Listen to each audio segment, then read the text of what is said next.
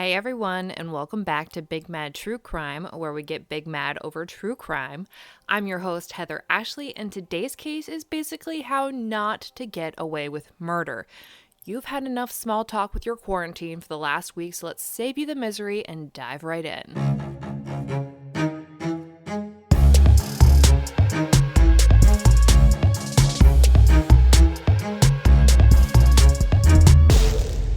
It was a normal day in Virginia Beach on May 5th of 2014. The weather wasn't being as much of a wishy-washy bitch, and fishermen were starting to get back out on the water and do their thing, whether it was drinking at 4 a.m. and coming home complaining about how no fish were biting, or genuinely heading out, catching some croaker, and then lying to their friends about how big they were. Either way, the fishermen were out and they were looking for a good time, but this case was about to take a massive dump on their plans. On the morning of May 5th, 2004, an unsuspecting fisherman was out on his boat near the Chesapeake Bay Bridge Tunnel, which is basically this massive highway bridge that winds up going super deep underwater. It's honestly terrifying. One crack and you're all fucked. I used to drive it every time I went to and from my in-laws before they moved here. Anyways, the fisherman is out minding his own business by the bridge when he notices a green suitcase floating in the water. Obviously, he's never watched Dateline because he decides to drive over to it and pull it up into his boat. When he opened it, he found something wrapped in black garbage bags and duct tape. Naturally, he had to know what was in there, so he pulled the plastic and duct tape apart and found that there was a third layer, a hospital blanket. Seriously, I'm watching this case in my head and yelling at him to stop like this is a football game or something. But he doesn't stop. When he unraveled the hospital blanket, he discovered a severed human head with a bullet hole through the center. We can assume he never went fishing again. It only gets worse, though. Just 6 days later, on May 11th, some students were out birdwatching on Virginia Beach when they too noticed that a green suitcase has washed up ashore. Much like the fishermen, they decide to open it and see what's inside. We are a curious people. Inside the suitcase, they find a torso, arms still connected with no head and no lower body, with a gunshot wound to the chest. We can assume that's the last time they ever went to the beach or really anywhere with surprise luggage. But when there's 2, there's 3, and 5 days after that, not far from where the first fisherman found his bag of nightmares, a second fisherman stumbles across a third green suitcase. Again, he opened it. And in that suitcase was the rest of the dismembered man. The bottom half of his body had been stuffed into the suitcase and floating in the bay for at least a week and a half. The authorities take all 3 bags of remains to the Norfolk Medical Examiner's office in hopes to identify him through fingerprints or DNA, but that was a no-go.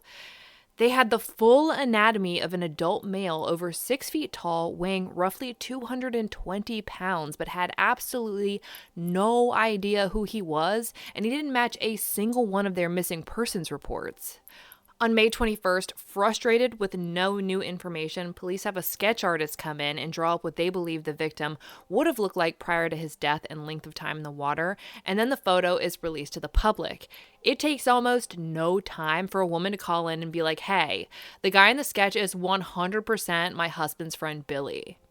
And Billy it was. Our John Doe was positively identified as William McGuire of Woodbridge, New Jersey. That's why no one knew who he was. He wasn't missing from Virginia. He was missing from New Jersey. But that begs the question, how did 3 suitcases containing his body parts wind up so close to one another if he lived over 300 miles away? They make contact with William's wife, Melanie, to let them know that they'd found her husband and he's deceased. Clearly, she's devastated. Well, according to her friends. See, William had never been reported missing. Police waste no time in getting to the bottom of whatever happened to Billy and interview Melanie on June 2nd. She tells them that in the early morning hours of April 29th, her and William got into a violent argument where for the first time in their marriage, he got physical.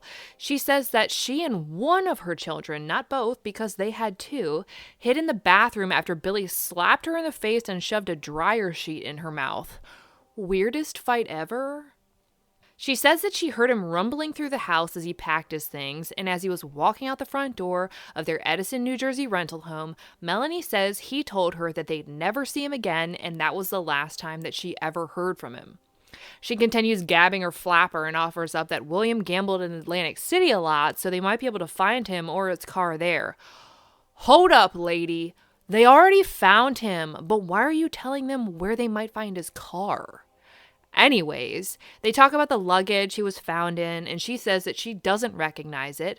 They continue to interview her and ask her whether or not Billy had an easy pass because they noticed some charges along the Atlantic City Parkway on May 2nd and 18th. Mind you, the 18th is a full 13 days after his body parts started popping up all over Virginia Beach. I do believe this is when her oh shit meter began to go off. The next day, Melanie called E-ZPass to dispute the charges the detective mentioned, saying that they were incorrect, but E-ZPass was like, nah, girl, we have footage of your car rolling through the tolls, so we'll keep the change. But let's make this weird. Her own stepfather called E-ZPass after she did to try and dispute the exact same charges on her account. It wasn't even his. She's in her 30s. What the fuck does her stepdad have to do with any of this? And why does he think that he can get them to change their mind? And more so, why the fuck does he care? If I called my dad complaining that the toll company wouldn't take off some charges, he would literally ask whether I'm capable of wiping my own ass or if I needed help with that too. He certainly wouldn't be putting his cape on to play Captain Save-A-Ho and calling them again on my behalf to make the same argument I just did. Nonetheless, authorities head down to Atlantic City, and just like Melanie had suggested they might, they find Billy's car parked at the Flamingo Motel. Fancy. Inside his car, they find his cell phone in the passenger seat, along with pamphlets for hotels in Virginia Beach and Atlantic City, both where his body was found and where his car was found. In the trunk, they find his BlackBerry that he used for work, and in his glove compartment, they find a syringe and a bottle of chloral hydrate, which is a serious sedative. What the fuck meter is going way off?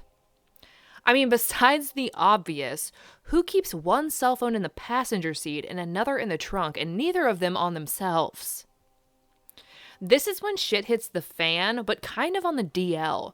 Search warrants are made for Melanie and Billy's rental home and Melanie's parents' house, but not much of anything is reported in the media. From the outside looking in, this case looks cold as fuck. But that's until a year later on June 2nd of 2005 when Mellie drops her sons off at daycare and goes to start her normal daily routine, but is stopped by police and taken into custody and charged with the first-degree murder and dismemberment of her 39-year-old husband of 5 years, William McGuire. People are shook. Where did all this come from? How did we get from E to Z? And what evidence did they have? She was hit with a $750,000 bail, but somehow managed to bond out. She's sitting on some serious charges, but is roaming the streets like a free-ass woman. So if you ever thought the sex offender registry was terrifying, think about the registries that don't exist. Lock your fucking doors. Not long after those charges, though, the Attorney General receives a mysterious 4-page letter claiming to be from the mob, and copies of this letter are sent to the media and the police. This letter reportedly tells the AG that Melanie is innocent, that the innocent wife of a murdered man is being charged with a crime they committed. Yes, because the mob is all about making sure the innocent don't go to prison.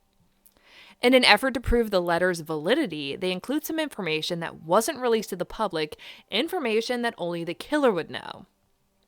The first bit is the fact that the only clothing Billy was found wearing in those suitcases were purple boxer briefs.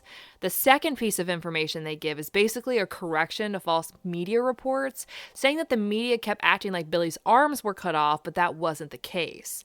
And surface value, you might initially be like, okay, so whoever wrote this was clearly involved. But when you think a little bit deeper, why would you murder someone, cut off their legs, but keep their boxers on them? I'll tell you, it's because you have some kind of deep-rooted, ingrained care for this victim, even if you murdered and dismembered them, and you don't want their privates exposed to the strangers who find his body. The mob wouldn't give a single shit about that, but a wife might. And then you get to this whole his arms weren't cut off argument, and all I'm hearing here is, stop making this sound worse than it is. I didn't cut his arms off. Whoever wrote this letter 100% killed William and genuinely feels like there's some kind of argument that it's not as bad as it could be. I mean, they could have cut off his arms, but they didn't, you guys. Jeez. The police are honestly thrown for a loop for a hot second and genuinely consider what the letter is saying, but not for long. And when that doesn't seem to work, the AG and the others get another letter, but this time it's insinuating that Billy's sister is his murderer. They get this letter from a return address to Weikart Realty on Weikart Realty letterhead, claiming to be someone who works there alongside Billy's sister. They claim to have found the following items in her garbage can at work and sent them in this package as evidence, because who goes to the police anymore? In the package, they include Billy's wedding ring, meaning someone took it off and kept it. Who would do that? The mob? Doubt it, unless they're going to sell it for $100 whole, but a wife trying to say her husband had left her certainly might. A bracelet of Billy's, Ultramax bullets, an empty Ultramax ammunition box. This has to be a huge garbage can. A key to Billy's car, the one that was found parked at the Flamingo Motel. A key to Billy's lockbox in his and Melanie's surprise storage unit. Rubber gloves, some prescription meds, weed. They literally mailed weed to the Attorney General. Old bed sheets and some notepaper with Billy's sister's handwriting on it. This Attorney General has to be wondering why in the fuck, out of all the cases that come through that office, not only has the mob tried to fight for the innocence of Billy's wife, but now a random coworker is trying to say Billy's sister is the one who killed him. But only after going through her work garbage that just so happened to have jewelry, 2 sets of keys, and some weed in it.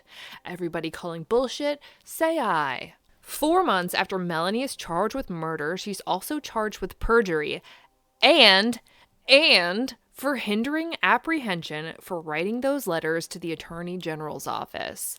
Police believe, for whatever reason we don't know yet, that Melanie is behind both of the letters sent to the Attorney General's office.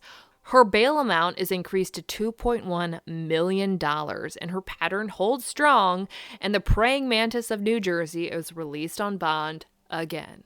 Lord help us all. Almost an entire year passes and nothing extraordinary happens. The case hasn't gone to trial, no more charges are pressed, but Melanie gets a new defense team. And not just any defense team, she hires Joseph Tacopina, a celebrity attorney. He's the equivalent of hiring Jose Baez. Tacopina is no joke. He's represented A-Rod, Meek Mill, Jay freaking Z, and Michael Jackson, and now a lowly nurse from New Jersey. If you're wondering where in the free hell this girl is getting all this money, let me tell you a story. Some previous patients of Melanie's who just couldn't believe she was being charged with murder got together and raised $180,000 and hired Tacopina for her. If I ever get charged with murder, I fully expect y'all to do this for me. Okay, thanks. Another 5 months go by with nothing, no news, no new charges, but then, almost 2 full years after Billy's murder, Melanie McGuire goes to trial.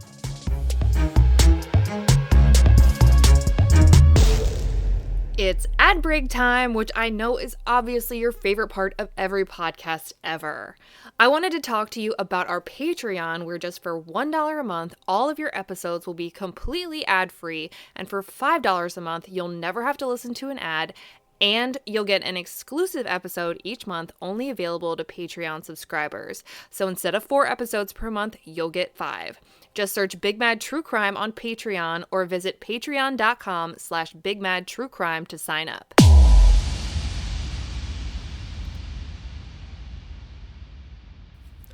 The trial for the murder of Billy McGuire began in March of 2007, and I'll be damned if it wasn't one hell of a ride.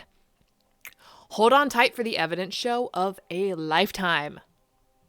One of the first witnesses to testify was that detective who interviewed her in June after notifying her of Billy's death. In that interview, Melanie said she didn't recognize the luggage that Billy was found in and that they didn't own any matching sets. And in her defense, they didn't find any in her home. But I mean, she had vacated the hell out of that. During their investigation, they discovered that William and Melanie had a storage unit, something she had previously failed to mention to detectives. In that storage unit, they found the other pieces of the luggage set left over from the 3 that were found in the Chesapeake Bay that contained the pieces of her husband's body. You'll notice that I mentioned she vacated her house. On April 28th, Melanie and Billy had closed on their dream home, their $500,000 dream home, and that closing is the last time anyone ever saw Billy alive. That evening at 5:24 p.m., Billy called their gas company to have everything transferred over to their new house. At 5:44, he called a friend and talked to them about how excited he was about their move, and when he got off the phone with them, he called a second friend at 5:59 p.m. and had a few-minute conversation about the same thing. Billy was super social and always talking to his friends and family, always answered the phone, and when he couldn't, he called back as soon as he could, and if you didn't answer, he would, without fail, always leave a message. Remember, this is 2004, before texting was a big thing. I got my first cell phone around this time, and texts used to cost fucking 25 cents a piece. Shit was expensive. That's why Blackberries were the thing, because everyone would spend all day emailing their asses off. Anywho, at 6:10 p.m. that night, the seller of the house called Billy, but he didn't answer, which was weird because he'd always picked up when they called. But even more peculiar, he also never called them back. I mean, you're about to move into what used to be their house. You might want to see what's up. But nope, after that 5:59 call to his friend, no one ever heard Billy's voice again either. All signs point to Billy being murdered on April 28th of 2004. The next topic they go over in the trial is Melanie's Google history. I would like to thank Jesus himself for this magical tool. I would also like to apologize to my phone for the things that it has seen, but let's continue. They present Google searches starting from April 4th of 2004 and going through the 26th, just 2 days before Billy was last seen or heard from. I'm going to break them apart for you guys, so let's go down the list. The first Google search they find is for undetectable poisoned. I Googled this, and the first thing that happens is Google is a cynical asshole and explains to you that undetectable poisons are poisons that are undetectable. Thank you for spelling that out to me in big, bold letters. You get a ton of responses, most of them giving you a list of the top 10 or top 7 least likely detected poisons, but they almost always include that there's pretty much no such thing. You can be tested for damn near anything. The problem people run into is knowing what to test for. Next, she Googles state gun laws. Okay, poisons and guns, we can see where this is going, but let's ride this horse all the way into town. She goes back to poison, and this time she Googles instant poison, then heads back to the whole gun idea and Googles gun laws in Pennsylvania. Somebody couldn't make up their mind. New Jersey has the second toughest gun laws of any state in the country, so naturally it's time to outsource. In New Jersey, you have to wait at least 7 days before you can purchase a handgun, but in Pennsylvania, it's just 48 hours. The searches continue and go on with toxic insulin levels, fatal digoxin levels. Digoxin is a heart failure medication, and frankly, the toxicities tend to be pretty minor in the grand scheme of things. So I don't know where this came from, but I'm thinking someone might have mentioned it at work that day, and she had a brief light bulb moment. And when that light bulb quickly burned out, she was back to Googling instant undetectable poison, like she was going to kill him with the devil's blood or something. He was just going to drop out. For a second, it looks like she had a change of heart and Googled how to commit suicide, which, I mean, whatever. But it didn't last long because right after that, she Googled how to commit murder. She hops back on the gun bandwagon, but this time it looks like she's learned something. She Googles how to purchase hunting rifles in New Jersey. Hunting rifles are generally a lot easier to get than handguns, so she either did some research or talked to someone about it. But the gun thing gets put back on the shelf, and she's back to Googling pesticides is poison, insulin is poison, morphine poisoning, how to find chloroform, insulin shock, neuromuscular blocking agents, literally looking at how to paralyze a person, sedatives, tranquilizers, barbiturates, Nembutal, which is a sedative. I'm sure you're shocked. But next, she Googles pharmacy, which, I mean, she's a nurse, so she knows what a pharmacy is. So I'm guessing she was looking for one near her, and probably so that she could go and get the next thing she Googled, chloral hydrate, the exact substance they found along with a syringe in the glove compartment of Billy's car. She Googles chloral hydrate side effects and does one more search for Walgreens, and that's it for her. Her Google rampage is over. It's a little suspicious that of all the Googles and research for poisons, that the last substance she ever researched is the same one found in her dead husband's vehicle, which she essentially led police to on her own. But the road to fucked has just begun. On the 26th, the same day as her last Google search, she drove down to John's Gun and Tackle in Pennsylvania and purchased a .38 caliber pistol and a box of .38 caliber bullets. She purchased them using her Pennsylvania driver's license that had her aunt's Pennsylvania address on it. The next day, the 27th, one single day before Billie disappeared, she went to work and allegedly got a hold of her boyfriend's prescription pad. Oh, I'm sorry. Did I forget to yell plot twist? Yes, Melanie had been having a 2-year-long affair with her married supervisor, a doctor at the practice she worked at. His prescription pad was used to issue a prescription for, wait for it, chloral hydrate under a patient's name who had just recently come in. The patient testified that she had never been given a prescription for chloral hydrate, nor had she ever filled any prescriptions through the Walgreens pharmacy that it was filled at just 2 miles from Melanie's home. Oh, and the patient's phone number on the prescription was off by 1 digit. Nothing like making careless mistakes when it comes to murder. The justice system depends on it. Now, for those of you still reeling from the affair news, the doctor did not write this prescription. A handwriting analyst confirmed that the signature on the prescription had in fact been forged, though they couldn't confirm nor rule out that Melanie had been the one to do it. The defense took a stab at this and said that Billie was using chloral hydrate to mask his alleged steroid use. Okay, so we're going to admit that she forged the prescription from her boyfriend's script pad for her husband and under the name of a former patient, because husbands and boyfriends always band together, right? Her doctor boyfriend testifies that they've been together for the past 2 years, which included her last pregnancy with Billie's baby, where she gave the good doctor a blowjob in the office while she was 38 weeks pregnant. Cool. Doctor boyfriend says the two both had plans to divorce their spouses and start a life together, and was shocked when Melanie called him on the 28th, saying that her and Billie had just closed on a $500,000 house.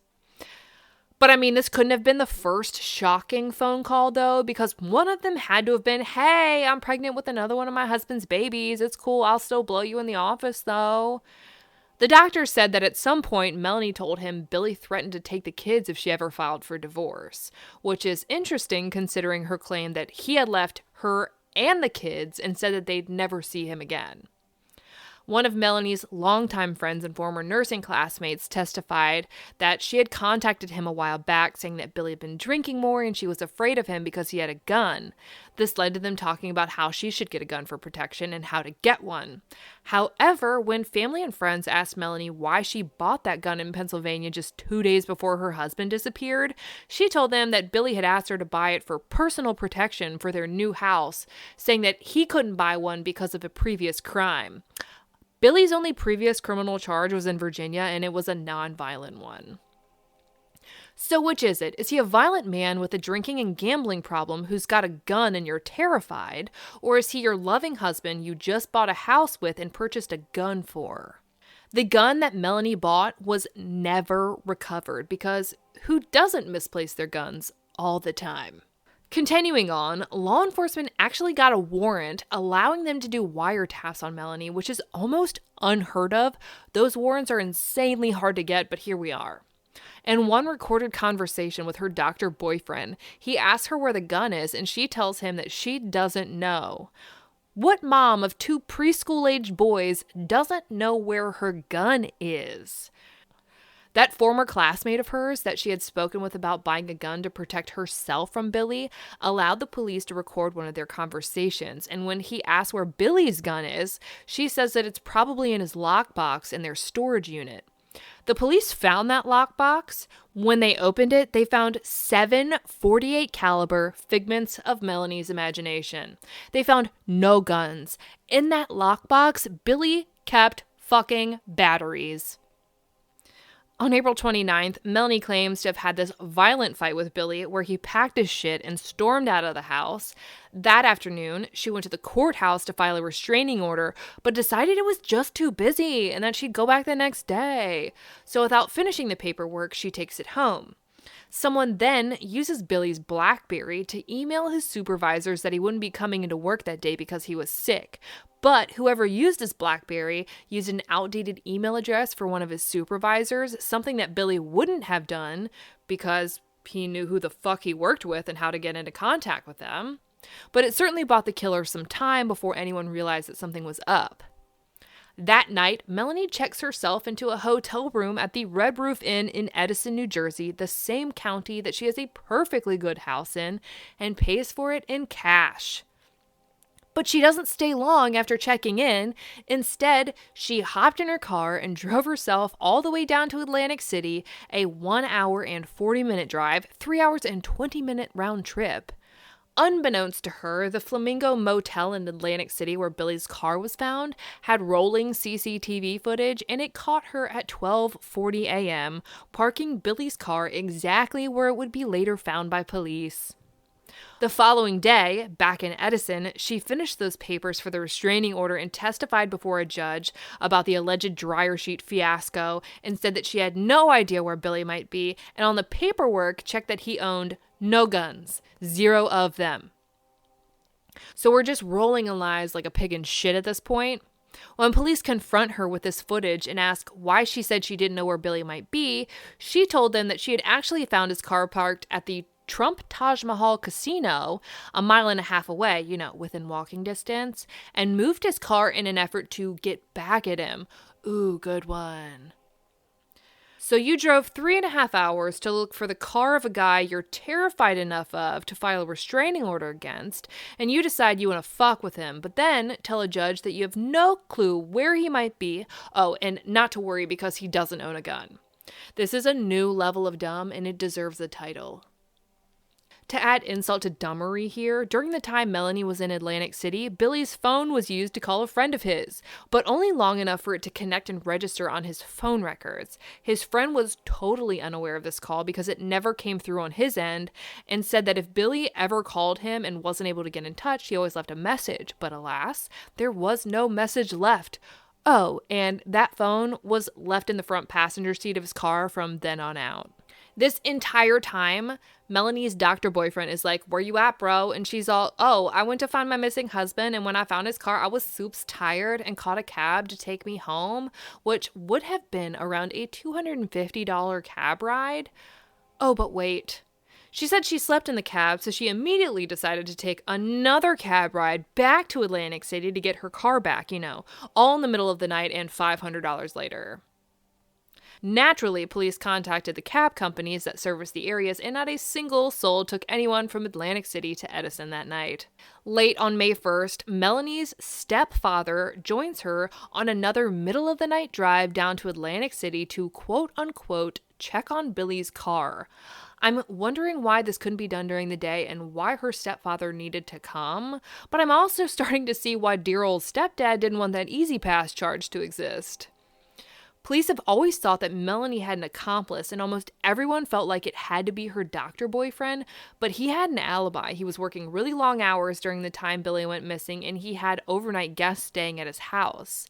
If she had an accomplice, I think everyone's looking in the wrong direction. And isn't it ironic that the next call out of Billy's cell phone was at 1:10 a.m. in the wee hours of May 2nd, when Melanie and her stepdad just so happened to be checking on his car? The call was placed to his and Melanie's home phone just 16 minutes after they were seen going through that toll, the charge she wanted removed. I challenge anyone to tell me a story that will make me believe that her stepfather didn't know who made that call and exactly what was going on. I'd also like to know that there are a lot of tolls that Melanie's car did not register going through. Why? Because she was paying them in cash, even though she had an Easy Pass. The only 2 tolls that detected her did so because she chose a lane that was Easy Pass and exact change only. They detected her because she's a fucking idiot, and it's amazing. Once Melanie left Atlantic City again, she went back to her hotel room at the Red Roof Inn, which she had been staying at for days now. Again, why stay in a hotel when you have a perfectly good home to live in? Unless there's a dead body in it. On May 3rd, Melanie met with her parents to drop off her boys. on a Monday and then drove back home, because who doesn't have their parents watch their kids on random weekdays after taking middle-of-the-night trips to Atlantic City together? Just 2 days later, on May 5th, the first suitcase containing Billy's body parts would surface near the Chesapeake Bay Bridge Tunnel in Virginia. And all that back and forth chaos stopped. She just resumed her normal life. Melanie started to get rid of all of her shit from the rental house. She sold the entertainment center to a coworker who came to pick it up from her house after Billy went missing, and the coworker told detectives that Melanie's bathroom smelled like a morgue, and not like dead bodies, but like an intense mixture of heavy-duty chemicals. Next, evidence is introduced to the jury that search warrants were served on both Melanie's and her parents' homes. Authorities tore Melanie's house apart, but it had been cleaned like the Pope was coming to visit. That includes repainting the walls. Who repaints the walls of a home they don't plan to live in anymore? They took apart drains, light sockets, everything, and they found not a single trace of blood evidence anywhere. Which is mind-blowing, since Billy was not only shot and dismembered, but he was completely drained of his entire blood volume. Billy was over 6 feet tall and 220 pounds. He would have had more than 1.5 gallons of blood in him, but where did it go? I mean, my daughter stubbed her toe today and it bled like a head wound. My son was living his best quarantine life playing his Nintendo Switch when he got a random nosebleed. It's been an oddly bloody day in this house. Anyways, my point is that if you luminoled my house right now, you'd see tiny bloody footprints and drops of blood from a nosebleed. But Melanie and Billini's house was pristine, which was an advantage to her defense team. I mean, Billy either wasn't killed or dismembered there, or their defendant is missing her calling in crime scene cleanup. But all hope is not lost in linking the murder to their house. The medical examiner found a green patch of fabric stuck to the bullet lodged inside of Billy's chest, which means it would have had to have traveled through this green fabric before entering Billy's body. The throw pillows on the couch in Billy and Melanie's rental home were green. The defense testified that the fibers didn't match the green velvet throw pillows they presented as having once been on her couch, but a friend mentioned that those velvet pillows weren't the only green pillows they kept on that couch. Speaking of the couch, it was never found. By the time police notified Melanie of her husband's death, the couch was gone. Melanie was a small girl and Billy was a big man. If she wanted to kill him, she'd need to sedate him first, and chloral hydrate would come in real handy for that, especially if he drank it and passed out on the couch. She could then easily use her newly purchased .38 caliber handgun to shoot him in the head and use those nearby green throw pillows as a silencer and shield for any blowback or spatter from the wounds. She definitely wouldn't want her kids or neighbors to hear any suspicious gunshots that would really cramp your murder vibe. But if Billy was shot and killed on that couch, it would be full of blood and riddled with bullet holes, and so would those throw pillows. You'd certainly want them to disappear. It's really convenient that they were never found, much like the murder weapon. But let's move on to the search warrant for Melanie's parents' house. Police would have needed probable cause to believe that it was somehow connected to the murder to get that warrant, which is enough to gain my attention. At her parents' house, they find one of her scrub shirts from work, a casino comp card with Billy's name on it, along with almost $30,000 in cash. What do you know? Billy was considered a high roller at the Trump Taj Mahal in Atlantic City, gambling $97,000 the year before and making an almost $30,000 profit. Now, being a high roller and having a comp card means that when he gambles, he stays at the casinos for free. They want their high rollers comfortable, full of money, and full of booze. So those pamphlets for hotels in Atlantic City and Virginia that they found in his passenger seat, parked 1.5 miles from the Taj Mahal casino, are nothing he would have ever needed. Atlantic City and Virginia are both places we know that his killer traveled to, though. Speaking of Billy's car, they found one more thing. Microscopic skin particles, which doesn't sound damning when you first hear about it. Everyone sheds skin, But the medical examiner testified that the skin found on the floorboard of his car would not have come from normal shedding. The skin that was found was from much deeper within the tissue. He says it would have had to have come from some kind of disease or trauma, and says that the wound the skin came from would have caused significant bleeding, but there was no evidence of that in the car whatsoever. The medical examiner concludes that it was most likely transferred to the floorboards from the shoes that his killer was wearing when they dismembered his body. But the court moves on to the next topic, that letter sent to the Attorney General's office trying to implicate Billy's sister in his murder. They track the package down to the specific FedEx office it was shipped from and find the card it was paid with. It was paid for using an American Express gift card. Not suspicious at all. Who doesn't use money to buy money before using it to ship a package containing a dead man's jewelry and some drugs?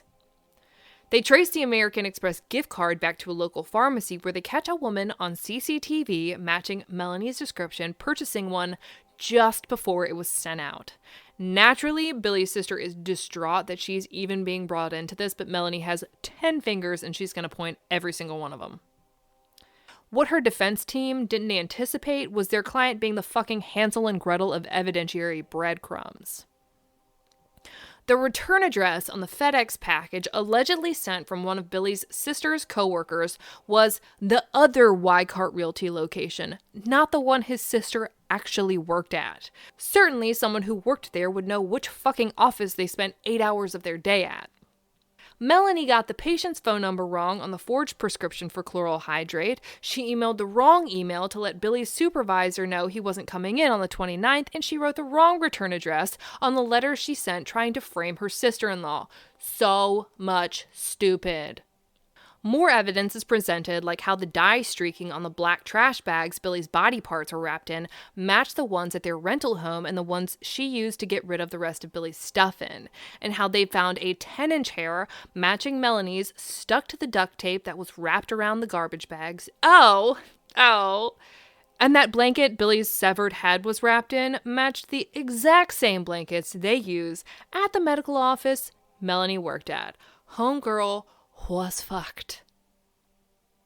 But the defense team took one last stab at the it was someone else theory and suggested that her own siblings did it to frame her in an effort to get back at her for complicating the sale of their late mother's estate, citing that her brother and sister had made a list of ways to get back at her, one of which said set her up. However, the list also contained, tell her we no longer believe she was molested as a child, which is fucked up, but again, how many people are we going to try and pin this on? The mob was a huge bust, the sister-in-law was the biggest shit show of a frame job I've ever seen, and now you're on to your own brother and sister. But the defense team is there to defend, and when this is what you're working with, you point the finger at the cast of Sesame Street and hope it works. The courts finally hear closing arguments and the jury is released to deliberate. In fact, they deliberate for 13 and a half hours. It said that during breaks throughout the trial, Melanie could be seen laughing and joking with her friends, but when she got the news that the jury had reached their verdict, homegirl lost her shit, like full-on Farrah Abraham, Kim Kardashian crying. And rightfully so. They found her guilty of first-degree murder and sentenced her to life in prison with a mandatory minimum of 85% of that before she could be eligible for parole.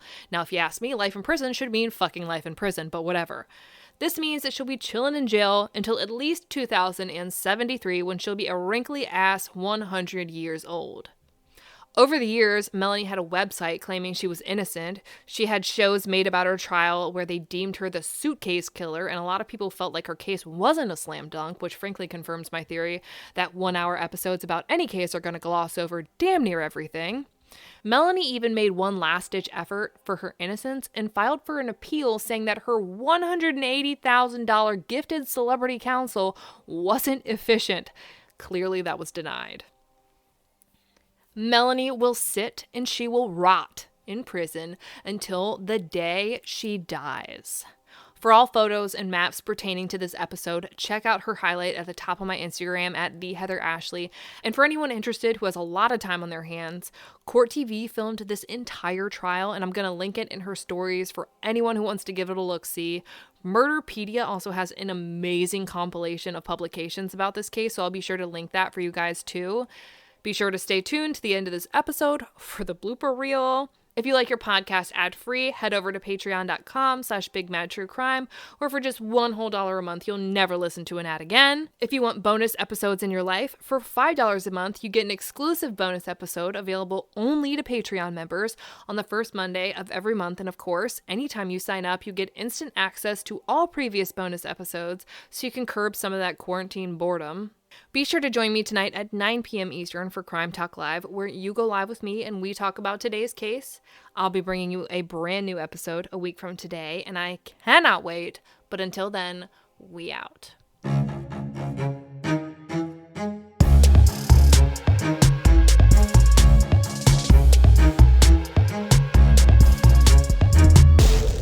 Why is my nose, not working? I hate. Why can't I fucking talk?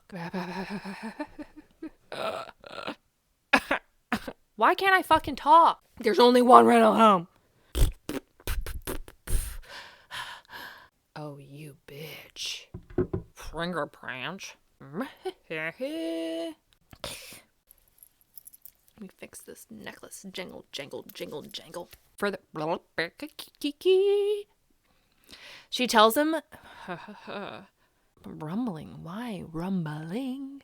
I'm going to let this loud ass plane fucking travel over our house. Fucking Corona gadget. Corona capsule. That's what a plane is. It's so fucking loud. I'm going to do this again. Why? I can't fucking talk or read. Fucking. Sorry, this is being a bitch, and we're gonna say that again. Why does this sound like fucking stupid as shit? Okay, I got a burp. It's just stuck in. And heard from. The fuck was that? No. From busy? No.